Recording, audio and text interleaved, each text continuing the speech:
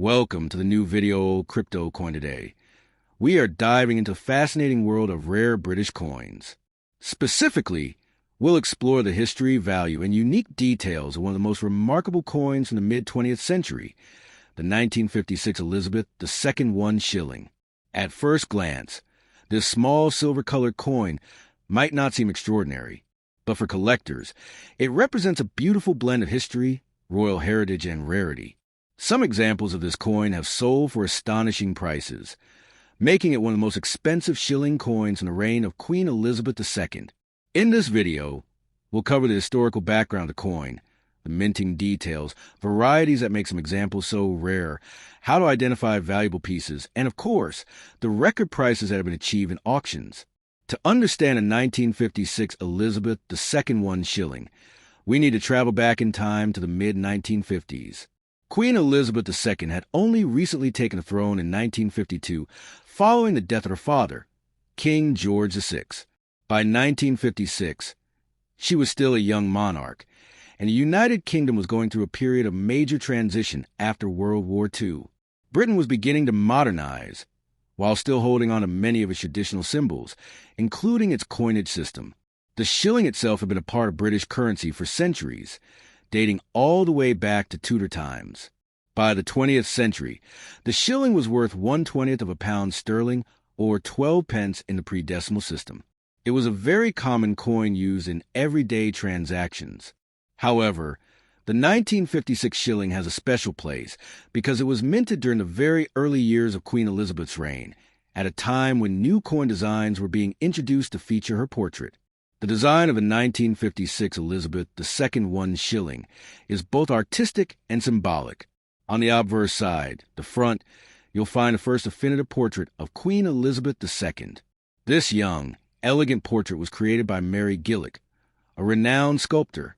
It shows the Queen wearing a laurel wreath rather than a crown, emphasizing her youthful and classical beauty.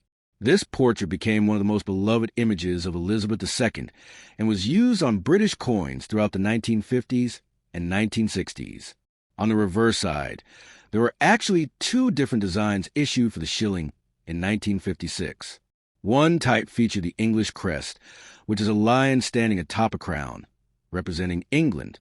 The other type displayed the Scottish crest, showing a lion rampant within a shield, crown above. These two variations were produced so that both English and Scottish symbols were represented in the currency. For collectors, this means there are two distinct varieties of the 1956 shilling, and both are highly sought after. Now let's look at the minting details.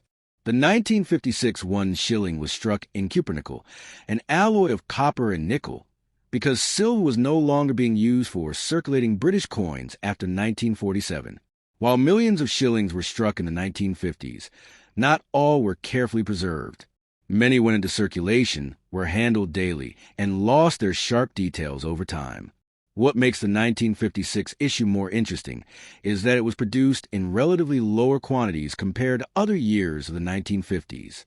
And within those coins, finding examples that are in superb condition, uncirculated, with original mint luster, can be extremely rare. Collectors value coins not just for age, but for condition. A 1956 shilling that looks as if it just came off the press is exponentially more valuable than one that was carried around in pockets for years.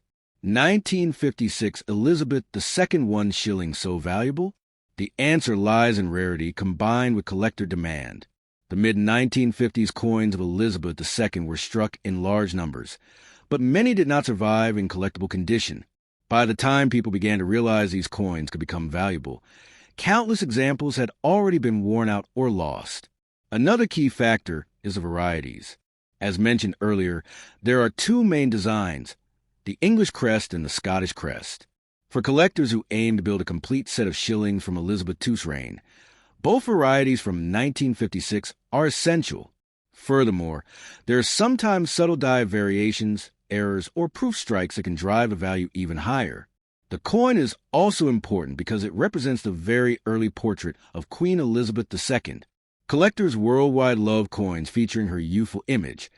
Since over a 70-year reign, the portrait changed several times to reflect her age.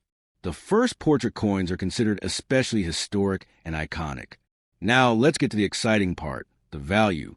A standard 1956 one shilling that has been heavily circulated might only be worth a small amount, maybe a couple of dollars or pounds. However, in high grades, the price skyrockets. Uncirculated examples with strong luster have been known to sell for anywhere between $100 to $300, depending on variety and grading. But the real treasures are the proof and error coins. Occasionally, coins struck with special care or coins with minting errors, such as double strikes, off-center strikes, or unusual die marks, can fetch incredible sums at auction.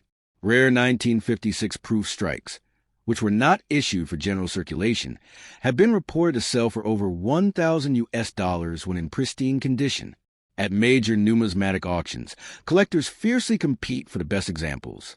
Some pristine 1956 shillings graded by professional services like NGC or PGS have achieved remarkable prices. While it may not reach the tens of thousands like ancient gold coins, within the category of mid-20th century British coins, the 1956 shilling remains one of the most expensive Elizabeth II shillings to collect. If you happen to have a 1956 Elizabeth II One Shilling, how can you tell if it's valuable? Here are some key things to check.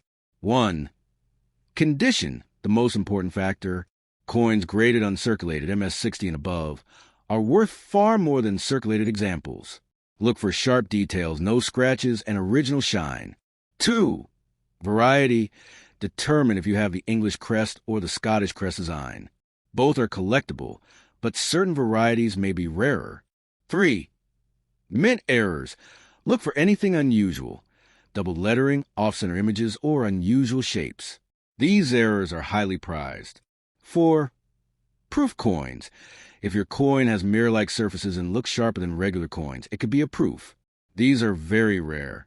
5. Professional grading. If you believe your coin is in top condition, sending it to a grading company can help maximize its value. Beyond its market value, the 1956 one shilling carries a deep historical legacy.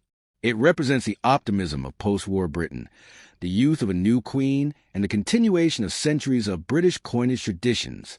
For many collectors, owning this coin isn't just about money. It's about holding a small piece of history. When Queen Elizabeth II passed away in 2022, interest in her coins surged worldwide.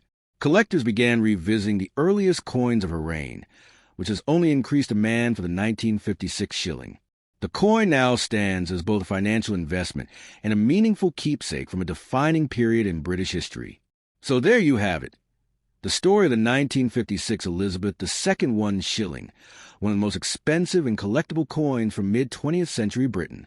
From its elegant design by Mary Gillick, to the English and Scottish varieties, to the rare proof examples that command high auction prices, this small,